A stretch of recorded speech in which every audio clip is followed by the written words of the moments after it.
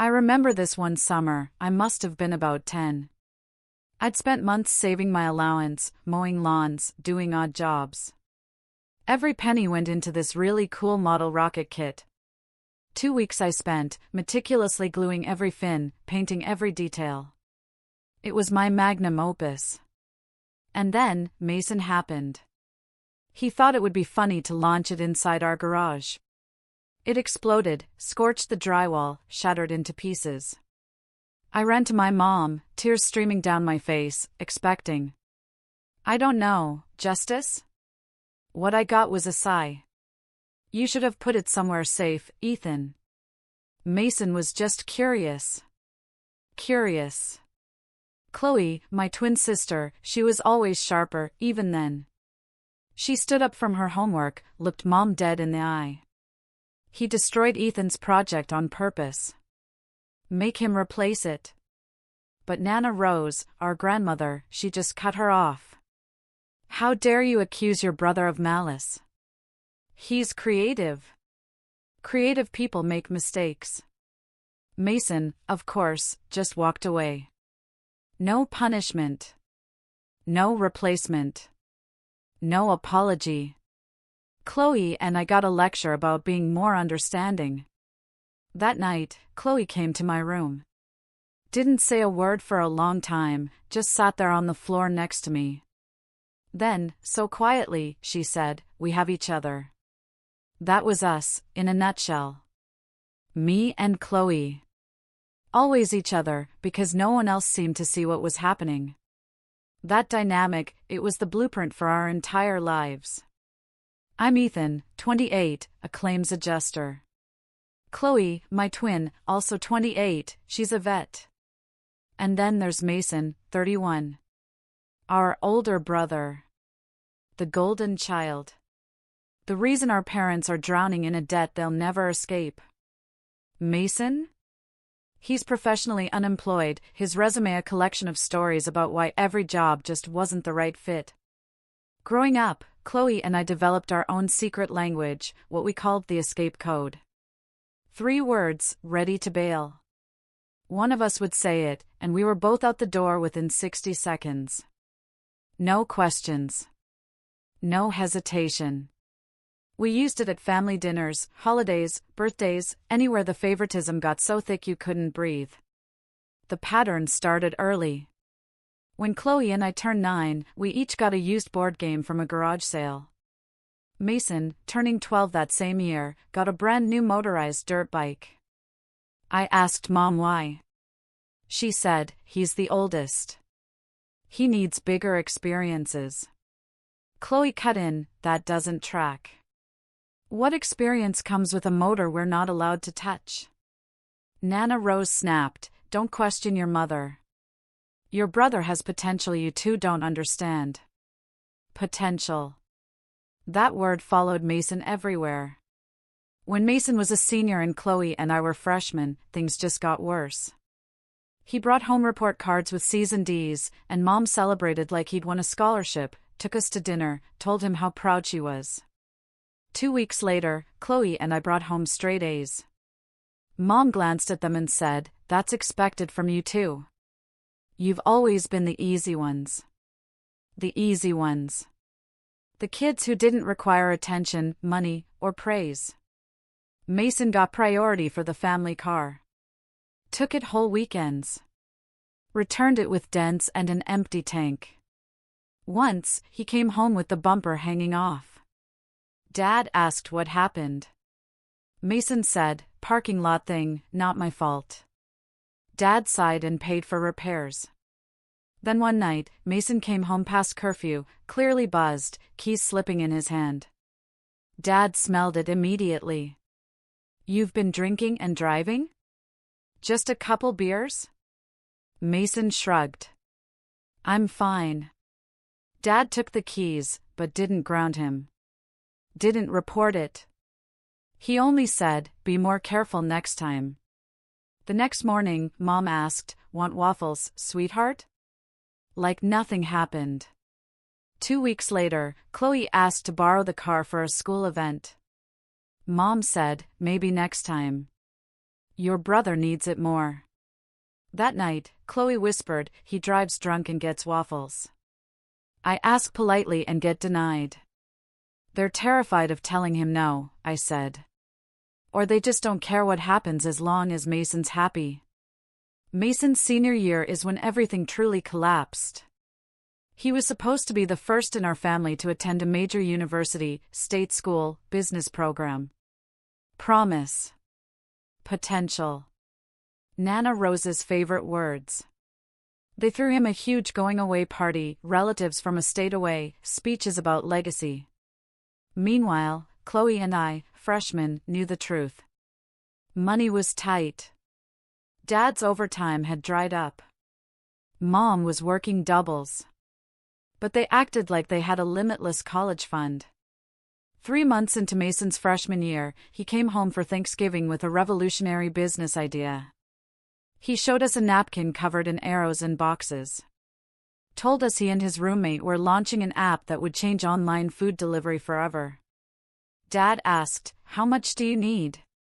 Mason said, $75,000. I almost choked. Chloe's fork froze midair. Mom and Dad looked at each other, nodded, and Mom said, "We'll make it work. This is your future, honey." They took out a second mortgage. $75,000. The bank rep came to the kitchen table that Saturday.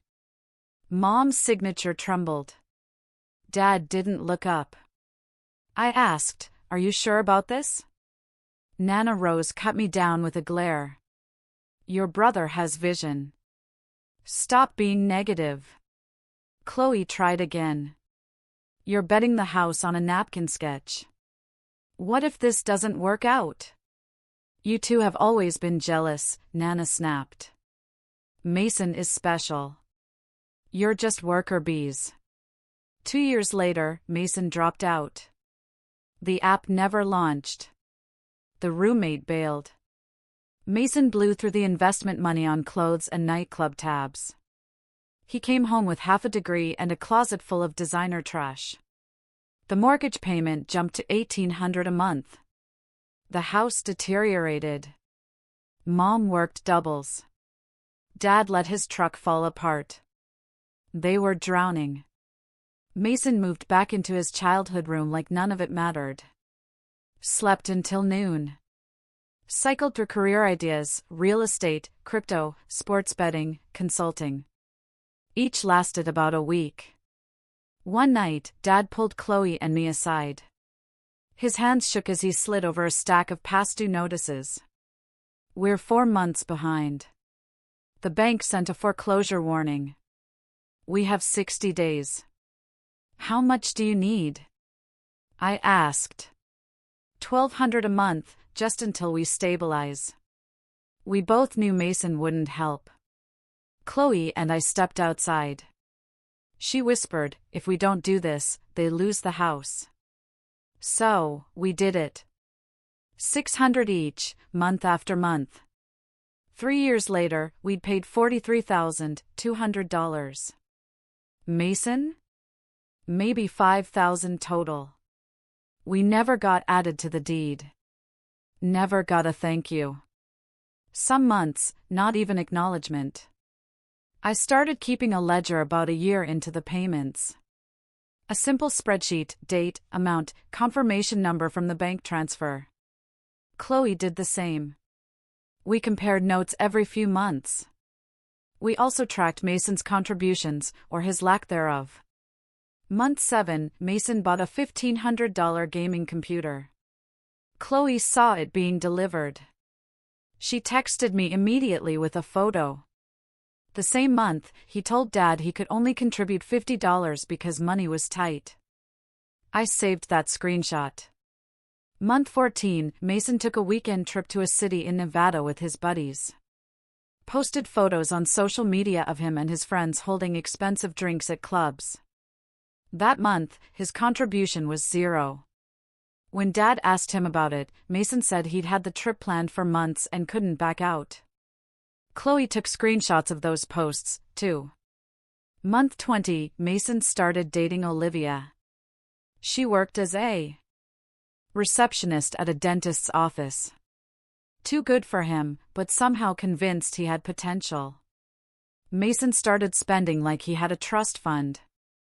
New clothes, restaurants, concert tickets. I asked him once where the money was coming from when he was barely working 20 hours a week at a sporting goods store. He said, "Mom helps me out when I need it." I stared at him. "Mom's giving you spending money while Chloe and I are covering $1,200 a month on the mortgage?" He shrugged. "She wants me to be happy. That's what family does." Olivia was there when he said it. She looked uncomfortable but didn't say anything.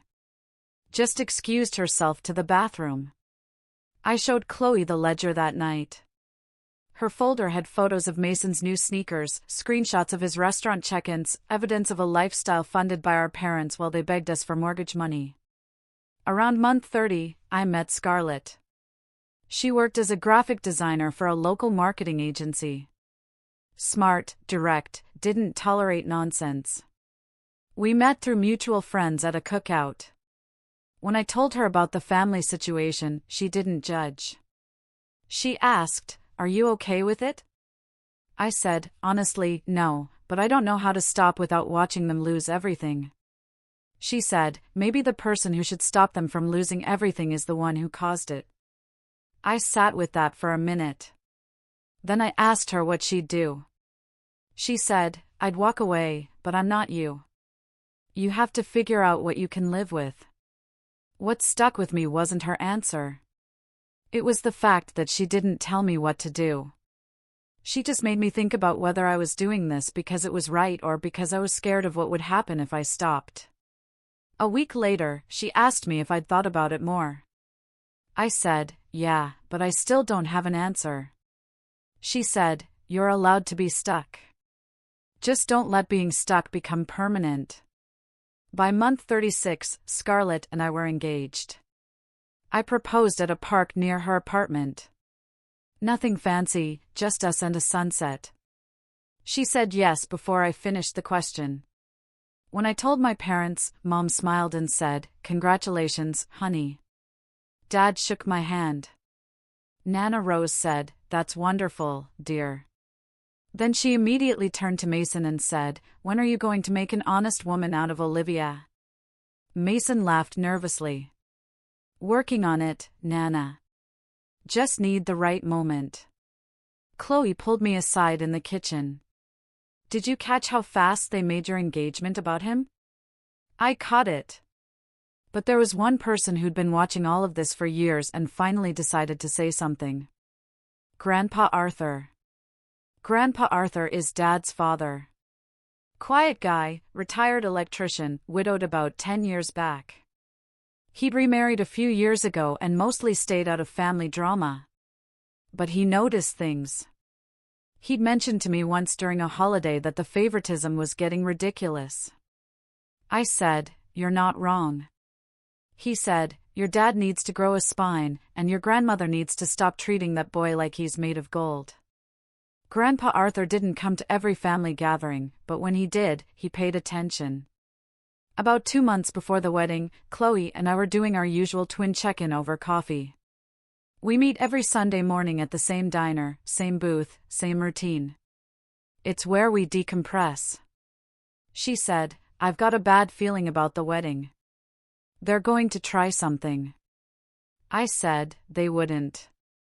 It's my wedding. Even they have limits." She gave me a look. "Ethan, come on. When have they ever had limits with Mason?" She was right. We agreed to set up defenses. Chloe would be point person for security and vendor coordination. Scarlett would handle the rule sheet.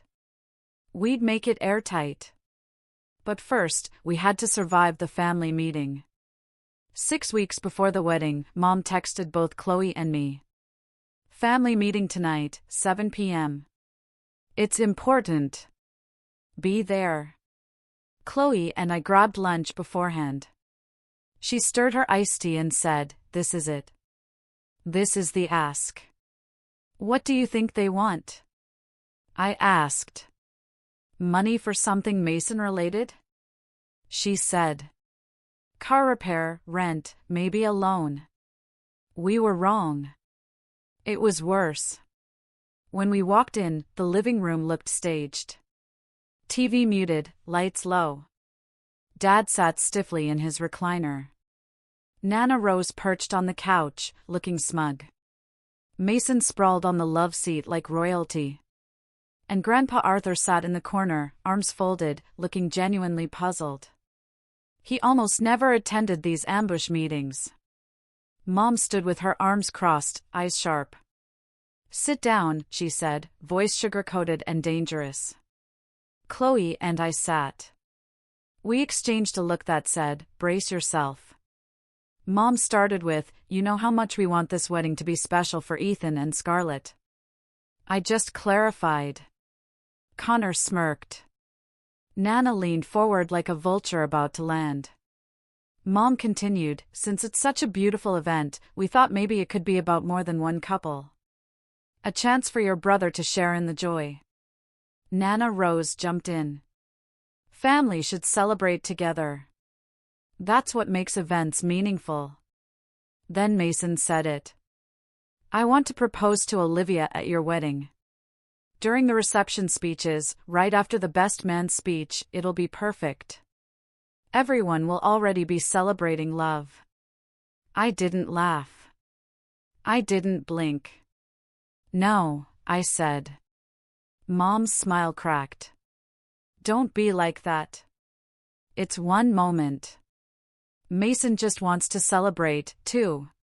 Chloe cut in. So Ethan pays for everything, plans everything, and then hands over the mic so Mason can propose at someone else's wedding. It's not handing anything over, Nana snapped. It's sharing. Family shares. Sharing, Chloe said flatly, would be Mason paying his fair share of the mortgage. This is hijacking. Mason bristled. I don't have the money for a big proposal. This way, it's special without me going broke. That's when Grandpa Arthur finally spoke, voice calm and edged like a blade. Can I say something? I've been sitting here for 20 minutes, and this is the craziest thing I've ever heard. Everyone paused. You're asking the groom to hand over his wedding day, he said. You're calling him selfish while he's been paying your mortgage for 3 years.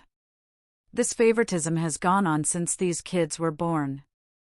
Nana Rose flushed. Arthur, you don't understand.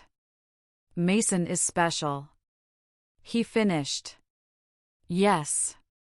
Yes. Heard it for decades. Doesn't make it true. And it doesn't make this reasonable. Mom tried to recover. Dad, this isn't about favoritism. It's about supporting each other. Grandpa Arthur turned to my father. You going to say anything or just sit there while your wife tries to steal your son's wedding? Dad swallowed hard. I think we should all calm down. Chloe stood. Here's what's happening. You already told Mason this was basically approved. You set this up as pressure theater, and now you're mad it's not working. Mom didn't deny it. I stood up too. The answer is no. Mason doesn't get to propose at my wedding. Not during speeches. Not during anything. Nowhere. Mason got quiet. So you're cutting me out over 1 minute? You don't need my wedding to look like a fool, I said. You've been doing that fine on your own. Nana Rose gasped. How dare you speak to your brother like that? Chloe folded her arms. If you'd held him accountable once in his life, he wouldn't need to hijack other people's events. Mason threw his hands up. You're both just jealous. Chloe laughed. Of what? A 31-year-old man living at home with no career, no savings, and a girlfriend he can't afford to propose to. I added, since we're talking about family support, the $1,200 a month stops now. Today. Figure it out yourselves. Silence. Mom went pale. You can't do that. We need that money. You need it, I said. Because you spent $75,000 on a napkin sketch in a dream. You made your choice. This is mine. Nana Rose's voice chilled. You'll regret this. Family comes first. Yeah, I said. My family. Scarlett and me. The rest of you can live with your decisions. Chloe stood, grabbed her purse, and said, ready to bail. We walked out. Grandpa Arthur followed us into the driveway. I'm sorry you two have dealt with this your whole lives. Thanks for speaking up, I said. I should have done it years ago, he said. Don't back down. They're going to try everything before the wedding. Don't cave. We won't, Chloe said. And we didn't. The next 2 weeks were psychological warfare. Mom called and texted nonstop. Guilt about the mortgage. Dramatic stories about stress. Vague warnings that we were destroying the family. By day 3, Chloe and I blocked her. Nana Rose switched tactics. She sent long, dramatic messages to extended family, painting us as heartless. A few cousins reached out, confused. Chloe sent one of them a single line, ask Mom and Nana how much Mason's paid toward the mortgage in 3 years. Then ask how much Ethan and I have. Silence followed. Cousins, aunts, uncles. The truth did what it always does. Mason tried a different angle. He called Scarlett. He asked her to talk sense into me. She said, if you call me again, I'll block you, too, and hung up. Later, she told me what happened, hands still shaking. I asked if she was okay. Yeah, she said. But that was really uncomfortable. He made it sound like you were being unreasonable and I was supposed to fix it. You don't have to deal with my family's nonsense, I said. I know, but I'm choosing to. That's different. Then Mason tried Chloe. She put him on speaker.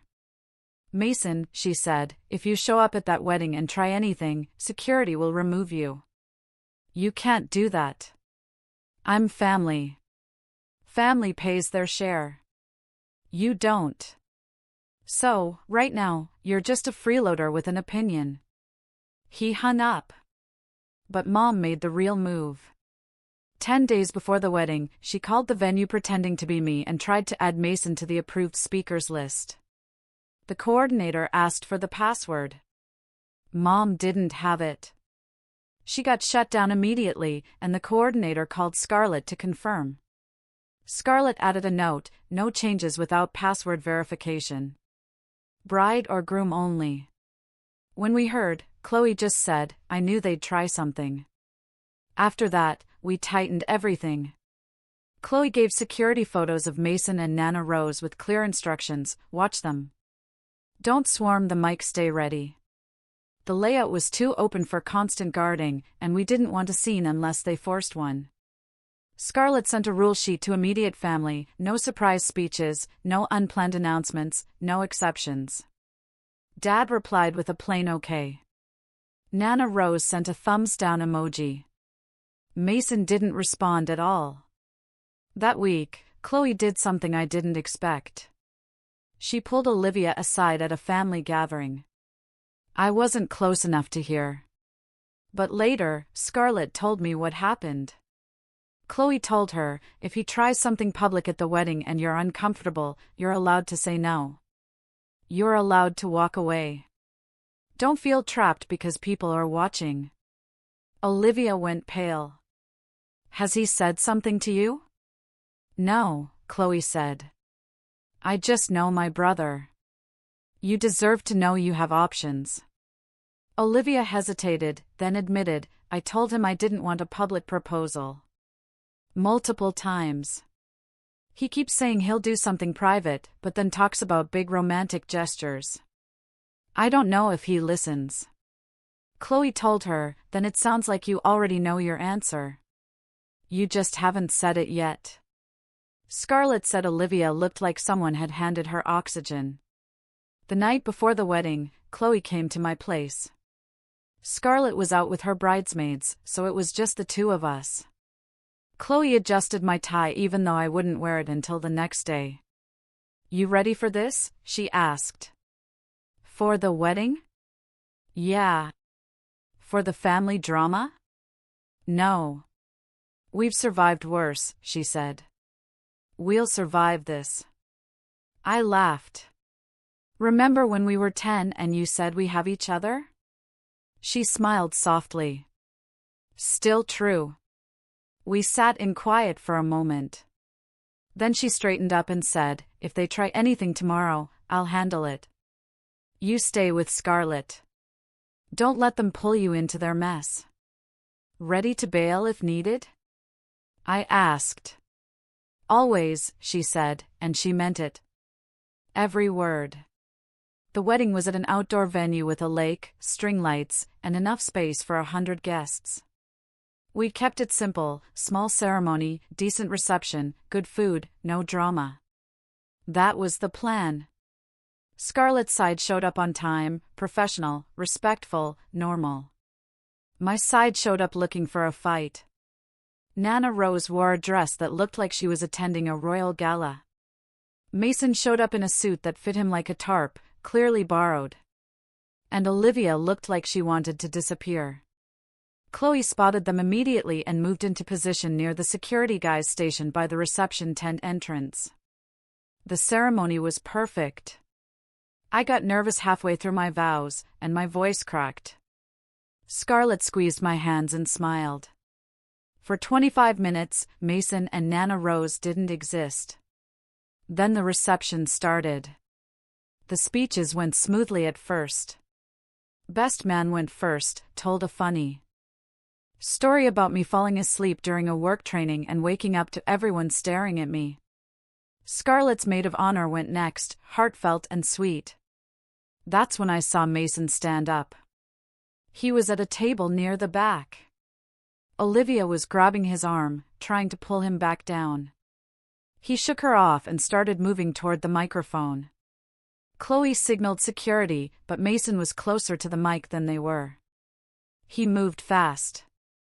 I stayed next to Scarlett and kept my hand on her shoulder. Mason grabbed the mic before security got there. "Everyone, I have something important to say."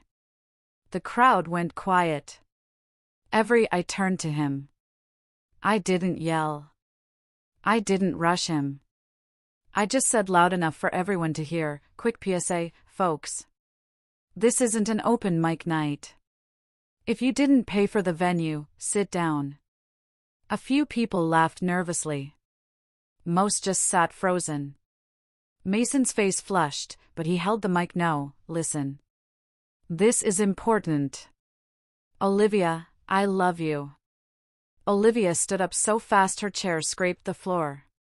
"Mason, stop right now." He froze. Her voice was shaking, but she didn't back down. "I told you I didn't want this. I told you not to make a scene, and you did it anyway." Guests started whispering. Mason's eyes darted around like he thought he could salvage it. "Babe, just let me finish." "No," Olivia said louder. "I've told you for weeks I didn't want a public proposal, especially not at someone else's wedding. The answer is no. I'm done." Dead silence. A few people shifted in their seats. Someone coughed. Nana Rose looked like she'd been slapped. Mason's face crumpled. He turned toward me as if this were somehow my fault. "You did this. You ruined everything." I kept my voice calm. "You ruined it when you tried to hijack someone else's wedding.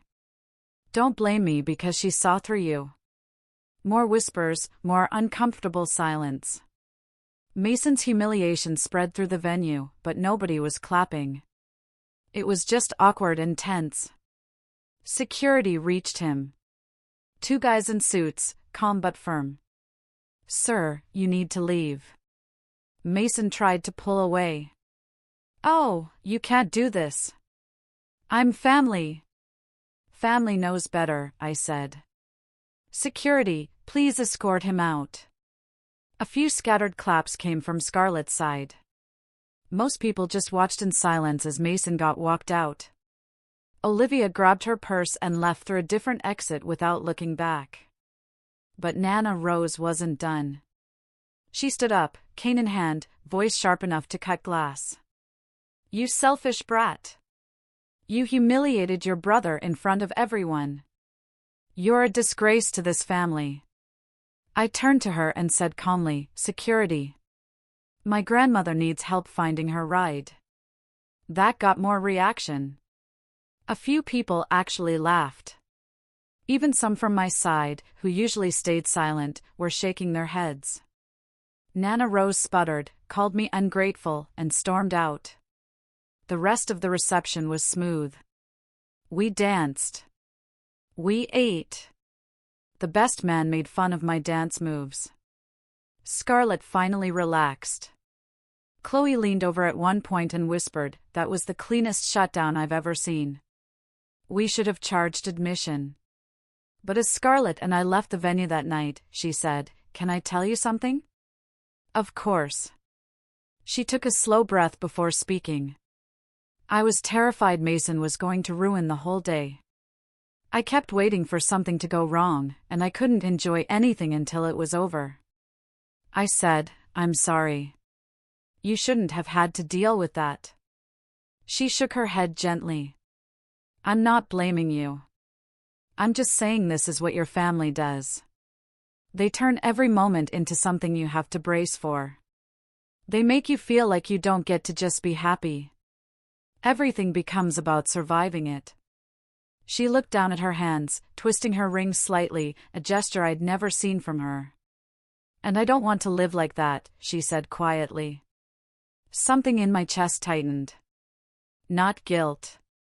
Realization. Neither do I said. She nodded but didn't smile. She needed more than reassurance. She needed proof. Good, she said softly, because I need to know we're building something different, something that isn't controlled by your family's chaos. Her voice wasn't angry. It was tired. We are, I said. I promise. And for the first time that day, she exhaled like she believed me, or at least wanted to. The week after the wedding, Mason spiraled. Olivia didn't just break up with him, she erased him, blocked him everywhere, and told mutual friends she felt like she was finally breathing again. Honestly, that tracked. Mason moved back into our parents' house full-time. Slept half the day, rented online the rest, and got fired from his part-time job within a week. Same old pattern, except this time Chloe and I weren't cleaning it up. We heard updates through cousins. We didn't reach out. Nana Rose, meanwhile, went nuclear. She flooded family chats with messages claiming Chloe and I had abandoned Mason in his darkest moment. Some relatives bought it. Most stayed quiet. A few reached out privately, but Chloe shut it down. We don't owe anyone the story, she said. Not yet. Mom tried emotional guilt. She left Chloe long voicemails about being overwhelmed, how the mortgage was falling behind again, how we were destroying the family. Chloe saved the messages, then blocked her. Dad called me once, sounding decades older. Son, I understand why you did what you did. I should have spoken up years ago. Thanks, Dad, I said. But understanding isn't change. 3 weeks after the wedding, everything got worse. It was close to midnight. Scarlett and I were in bed when Chloe called. What's wrong? I asked. Mom just called me. Mason's in jail. Hit and run. He hurt someone. My stomach dropped. What? He was driving impaired, ran a red light, hit another car, panicked, and drove off. Cops found him hiding behind a gas station. How bad is it? A mom and her 6-year-old daughter. Broken leg, concussion. I closed my eyes. He hit a kid and ran. Yeah. And Mom wants us to help. Help how? Lawyer, bail, controlling the story. She's already telling people it was an accident. She wants us on a call in 10 minutes. Let me talk to Scarlett. When I told her, she sat straight up. Ethan, don't let them drag you into covering this up. I won't. I just want to hear what they try. Then don't let fear make your choices, she said. 10 minutes later, Chloe and I joined the call. Mom didn't waste a second. We need your help. Mason made a terrible mistake, but we can fix this together. A mistake is locking your keys in the car, I said. He hit a child and ran. He panicked, Mom insisted. He knew how to run and hide, Chloe snapped. He knew how not to call 911. Dad jumped in. Bail is $12,000. We don't have it. So, you want us to pay $12,000? I asked. No, just $1,200 with a bondsman, Mom said quickly. Then we need help with a real lawyer. You already have $1,200? I said. You've been hiding it for him. Silence. Dad said, what? You've been behind for months without asking us for more. You had money. You just weren't using it for the mortgage. Mom's voice tightened. We needed an emergency fund in case something happened. Something like this. Chloe shot back. Mom said we can't let him sit in jail. He's family. He chose to drive impaired, Chloe said. He chose to hit someone. He chose to run. Dad tried, if we don't get him a good lawyer, this could ruin his future. Maybe it should, I said. Mom began crying. Please. If we use the emergency fund, we'll lose the house. We need you two to cover the mortgage again, just temporarily. Nana Rose snapped in the background. How can you be so cold? A child is hurt and all you care about is money. No, I said. I care that you're trying to protect the person who hurt her. Mom whispered. We need you to be the responsible ones, like always. No, Chloe said. We're not paying for bail. We're not paying for a lawyer. We're not rewriting the story. We're done. Mom sounded stunned. What? Nana Rose shrieked, you're abandoning him. He abandoned that little girl, I said. Mom sobbed, you're going to let him go to prison. You built this, I said. With the mortgage, the excuses, the decades of pretending he was untouchable. Dad said softly, just think about it. Sleep on it. No, Chloe said. Don't call us again about this, I added. And if you try to use relatives to pressure us, we'll send them every document. Mom's voice dropped to a hiss. You're both dead to me. Okay, Chloe said. We can live with that. After the call, I texted Chloe. You okay? No, she replied. But we're right. Yeah, we are. 30 seconds later, Grandpa Arthur called. Your mom wanted me to talk you into helping. He said, I told her absolutely not. A child is hurt. Mason needs to face this. That's what we said. Good. Don't bend. We won't. That night, I barely slept. Every time I closed my eyes, I saw a 6-year-old in a hospital bed because my brother thought rules didn't apply to him. Scarlett wrapped her arms around me. You did the right thing, she whispered. I know. It just doesn't feel good. It's not supposed to, she murmured. Doing the right thing rarely does. And for the first time, the weight of my family's legacy shifted painfully, but finally off my shoulders. The next few weeks were chaos. Mason spent 3 days in jail before Mom and Dad used the emergency fund they'd been hiding to pay the bondsman. $1,200, just enough to bring him home on house arrest with an ankle monitor.